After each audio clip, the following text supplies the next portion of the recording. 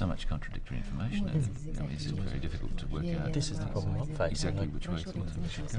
Well, I'm not convinced that the work is as urgent as this report suggests. So perhaps we should... Oh, come on. The building is practically falling down. Sorry, Lynn. I don't think Tan had finished. We'll get to you in a minute. Sorry. As I was saying, perhaps we should get a second opinion before we spend any money. Thank you, Tan. What's your opinion, Walter? Well, as far as I'm concerned, it's a question of safety. So I think we should go ahead. Are you suggesting that someone could get hurt? In my opinion, yes. If you ask me, there is a serious risk of an accident. And it's not a recent problem. Are you implying we should have done something earlier? Much earlier. It's a real concern. Hear, hear. In that case, I agree. We should do something now. I think so too. Thank you, Walter. Well, if there's no... Excuse me, Madam Chairperson. Yes, Barbara? What about the problem with parking? There were no places again this morning. Maybe if you got to work on time. All comments through the chair, if you don't mind, Walter. Parking isn't on the agenda for this meeting. Perhaps you could suggest it for our next meeting, Barbara. Well, if there's no more discussion, we'll put it to a vote. Hear, hear.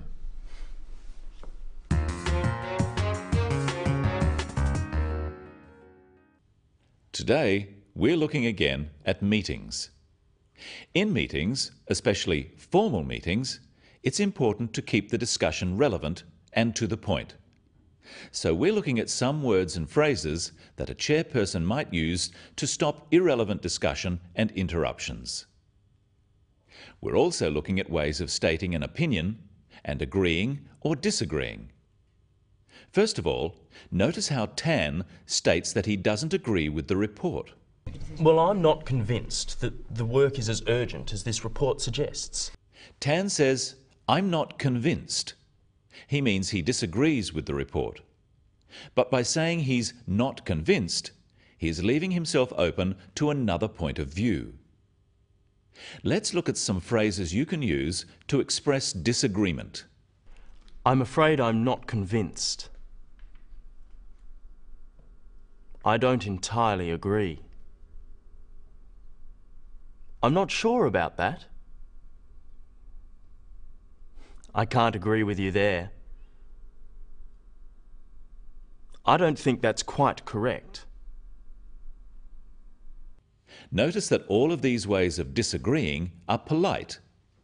If you use stronger terms of disagreement, it can sound rude or argumentative. Well, I'm not convinced that the work is as urgent as this report suggests. So perhaps we Don't should... be ridiculous. Excuse me? When disagreeing, the speaker normally also gives a reason for their opinion and may use an expression showing that it is their opinion. Listen to Walter. Well, as far as I'm concerned, it's a question of safety. So I think we should go ahead. Are you suggesting that someone could get hurt? In my opinion, yes. Let's practice some phrases you can use to introduce your opinion about something. In my opinion, as far as I'm concerned, if you ask me, the way I see it is this. And of course, you can simply state, I think, or I believe. Notice that Tan asks for clarification of the point Walter makes. He wants to make sure he understands what Walter is saying. Let's look at some ways of seeking clarification and checking understanding. Practice these with Tan. Are you suggesting that someone could get hurt? Are you saying that someone could get hurt? Do you mean someone could get hurt? Are you implying that someone could get hurt? One of the roles of the chairperson is to make sure everyone gets to have their say. All discussion should go through the chair. That is, people talk to the chairperson, not to each other directly. So the chairperson sometimes has to interrupt or stop someone from speaking. Well, let's see how Denise does this. Well, I'm not convinced that the work is as urgent as this report suggests. So perhaps Oh, we should... come on. The building is practically falling down. Sorry, Lynn. I don't think Tan had finished. We'll get to you in a minute. Sorry. By saying, "I don't think Tan had finished," Denise is politely telling Lynn that she shouldn't interrupt, and Lynn apologises. But what should you do if someone keeps trying to interrupt? So perhaps Oh, we should... come on. The building is practically falling down. Sorry, Lynn. I don't think Tan had finished. We'll get to you in a minute. Well, it's obvious with the evidence. Yes, but we do need to hear everyone's views on this. Let's just vote on it. All in good time, Lynn. Please, go on, Tan. Notice that the language the chairperson uses is always polite but firm. She uses sorry, thank you, and please as a way of respecting the other members of the committee, although she is in charge. On the other hand, there is a time factor. It may be necessary to cut people short. And furthermore, if we look more closely at the estimates, we can see... Excuse me. Sorry, Tan. Perhaps we should move on. I'm nearly finished. Yes, but we do have to keep an eye on the time. Perhaps we can come back to that point later. I think it's quite important. It is important, but I think it's more important we hear everyone's views on this. Barbara. There were two key phrases used to stop Tan from sending everyone to sleep. The first one, "Perhaps we should move on," is phrased as a suggestion, but it is said in a firm way with a falling intonation at the end. Practice with me. Perhaps we should move on. This falling intonation makes it a more definite statement rather than a suggestion. The second one was put as a reason for moving on, that time is short. Notice the emphasis on the word do and practice after me. We do have to keep an eye on the time. Remember, we said the discussion has to be relevant. What do we do if someone makes an irrelevant comment? What about the problem with parking? There were no places again this morning. Maybe if you got to work on time. All comments through the chair, if you don't mind, Walter. Parking isn't on the agenda for this meeting. Perhaps you could suggest it for our next meeting, Barbara. When Walter makes a comment directly to Barbara, Denise says, "All comments through the chair, if you don't mind." This is a way of reminding Walter of correct meeting procedure.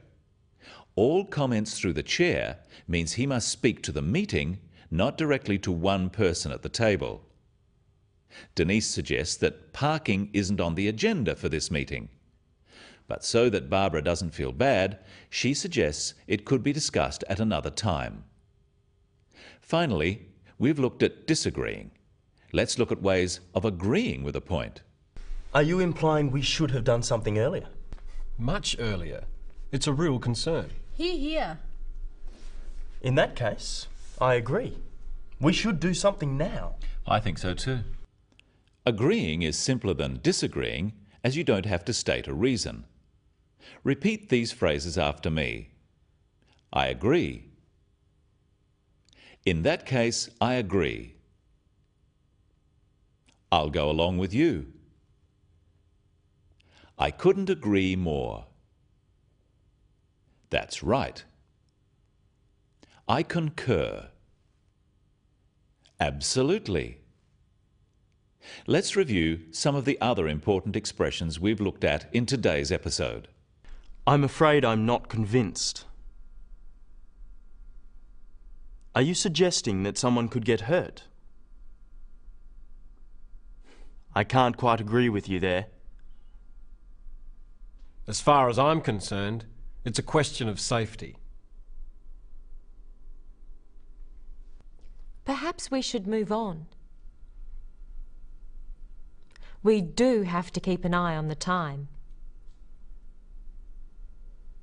When giving opinions in a meeting, it's important to use phrases such as, "in my opinion," "from my point of view," or "I think," instead of just stating your opinions as facts. This is respectful of other people who may have different views. But when you strongly agree with something someone else says, you can say, "Hear, hear." That's all for today. See you next time on The Business of English.